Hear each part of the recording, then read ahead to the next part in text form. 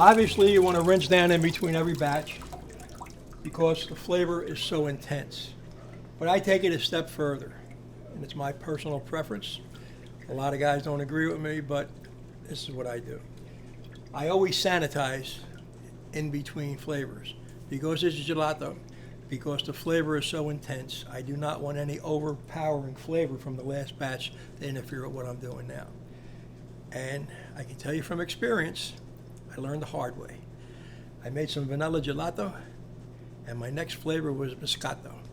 And I said, you know, light in flavor, just rinse it down. I didn't sanitize, and I put the biscotto in. You couldn't believe the complaints. It's got this, it's got that. So you know what? Trying to save a minute or two wasn't worth it. I'm telling you, the best way for me, recommendation, do whatever you like, sanitize in between each batch, okay? Get everything out of there. Okay, rocking and rolling.